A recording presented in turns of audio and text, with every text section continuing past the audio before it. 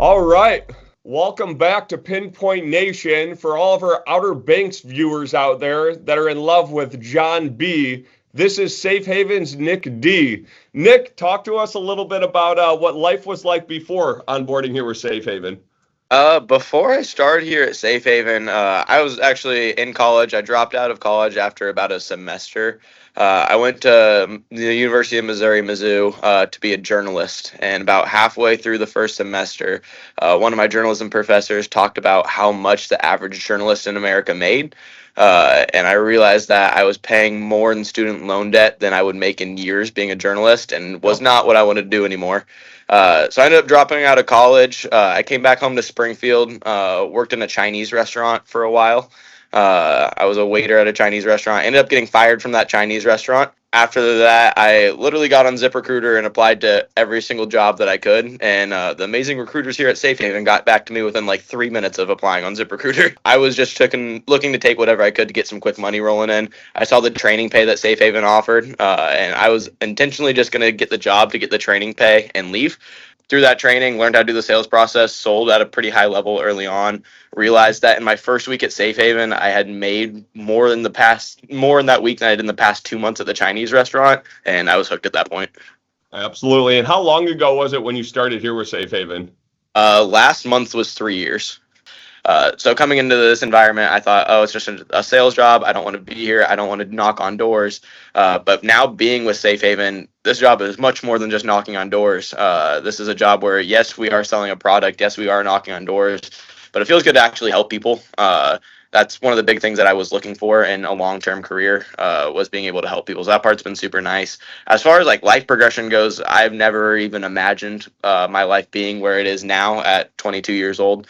I've never even expected being at this spot in life. Well, awesome, Nick. Let me ask you, obviously going through some trials and tribulations, going to college for a brief period of time, I can relate. I did a half semester, so I'm in the same boat as you. Working at the Chinese restaurant as a waiter, what really pushed you to take that leap of faith on trying something as unique as what we do for a living? So, like I said, I was just trying to take anything I possibly could that would get me a little bit of money flowing in quickly.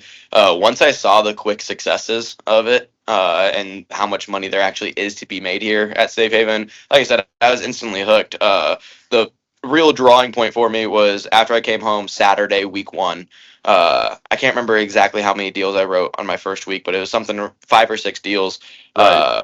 Me and my girlfriend, who's now my wife at the time, we sat down and she calculated all the commission that I had made that week because I still didn't understand how the commission structure worked. She calculated it all for me, and when we looked at it and realized that, like I said, it was 2 months worth of what I was taking home from the Chinese restaurant. Pretty hooked on that point. There is also multiple points, and I think we've all said this before. We quit this job probably every day in our head until Friday hits. Sure, that's right. That was a saying I heard very early on, and it reigns very true. But there's multiple times where I sat there, 2 days blank streak, and damn, I Sure. don't want to do this job. I don't want to do this anymore. But then I just think about one, being able to provide a better life for my family in the future and myself now than I ever had growing up. Being able to help people provide those kind of lifestyles for their families, and also the fact of when we are selling this product, we're not selling some Kirby vacuum cleaner that's scamming someone. We're actually doing something that can actually save someone's life and someone's family's life. So those three things are the things that drive me and motivate me every day, and kind of what have kept me on here for so long. Man, you're just like the spitting image of what makes Safe Haven so special. You talked a lot about progression in your life, but in each and every way, you talked about the ability to help others and watching others Yeah. progress and helping them hit these accolades and achievements that maybe they've never seen before. Although you're experiencing that on your own, the desire to go and see that and help others achieve their success is exactly what our success is. So, Nick, I got to ask you, we got the sales board up behind you. You guys are doing huge numbers out of a very small market there in Springfield, Missouri. Talk to me a little bit about what it's like working in a smaller market. Working in a smaller market, I have worked in larger markets at this point, and working in a smaller market, in my opinion, it has its downsides for sure. We have less leads. We don't have as high of crime. We have our downfalls for sure. But working in a smaller market like this, we get people who open the door who just want to stand there and talk. Sure. And if you're applying for a sales job, you're working here at Safe Haven, you follow the sales processes that Safe Haven provides. If someone gives you the opportunity to talk, we just have a saying here in Springfield, we just want to buy another 5 seconds. Yep. If we can buy another 5 seconds of them talking, we can continue that sales process.